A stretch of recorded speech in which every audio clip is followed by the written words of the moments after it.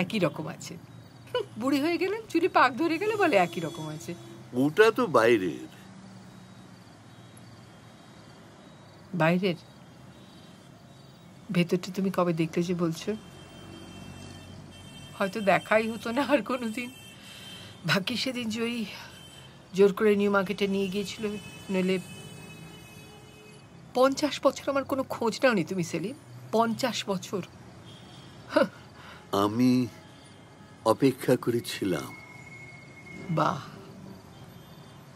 সব তোমার সুবিধে মতো, তোমার টার্মস। বিপ্লবের স্বপ্ন দেখলে, চলে গেলে।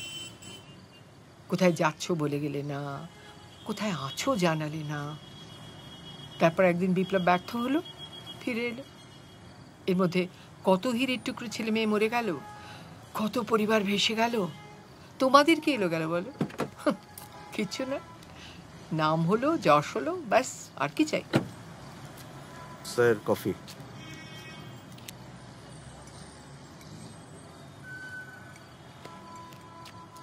দেখো, তোমার অভিযোগ যথার্থ।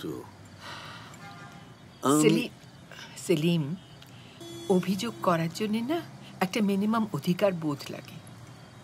দেখো, আমাদের সম্পর্কের ভিতটা এত গভীরে যে তার জোরে অভিযোগ করার অধিকার তোমার ছিল, আছে, থাকবে। সম্পর্কটা তৈরি হলো কবে? তার আগেই তো। যাক, মানছি, কিন্তু দেখো, সেই সময়টা তুমি আমার কথা ভাবো। তখন আমার কাছে দেশ আর দল ছাড়া কিচ্ছু প্রায় ম্যাটার করে না।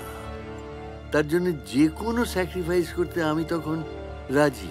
হ্যাঁ, আর সেই স্যাক্রিফাইসের মূল্যটা দিতে হলো আমাকে। একটা আস্ত জীবন।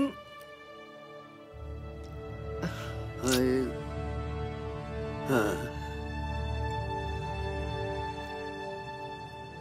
তোমার জীবন কিন্তু থেমে থাকেনি মাধু।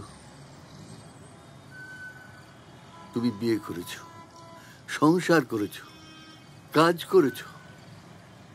বাহ বাহ, আর কি যন্ত্রণার মধ্যে দিয়ে আমার দিনগুলো কেটেছে সেটা সম্বন্ধে তোমার কোনো ধারণাই নেই। হ্যাঁ, কিন্তু তুমি আমার কথাটা বলছি, বারবার বলছি, একবার একটু ভেবে দেখো। তখন পুলিশ হন্যে হয়ে আমাকে খুঁজছে। আমার তখন আন্ডারগ্রাউন্ডে চলে যাওয়া ছাড়া অন্য কোনো রাস্তাই খোলা ছিল না। নৈনিতাল থেকে ফিরে এসে আমি ছুটে গেছি তোমাদের বাড়িতে, গিয়ে শুনলাম তুমি বিয়ে করে বিলেত চলে গেছো। আমি কিন্তু বিয়ে করিনি। আমি বিয়ে করছি না বলে বাবা রাগ করে মাকে নিয়ে বারাউনি চলে গিয়েছিলেন। আমি বিয়ে করিনি। আর আমি করেছিলাম। ঠিক, যাই হোক, আমি চাই না যে আমার অতীত জীবনটা নিয়ে কোনো কাটাছেঁড়া হোক। না না, বিশ্বাস করো, সেটা আমার একেবারেই কোনো উদ্দেশ্য ছিল না। যাকে সব আমারই ভুল। এসব কথা তোলাই আমার উচিত হয়নি। রাত হয়ে গেল, এবার আমি ফিরতে হবে, চলি। একটা কথা বলবো, একটা অনুরোধ, আমায় ভুল বুঝে না।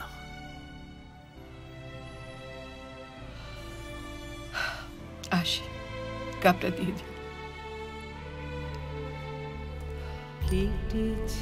Taxi, taxi.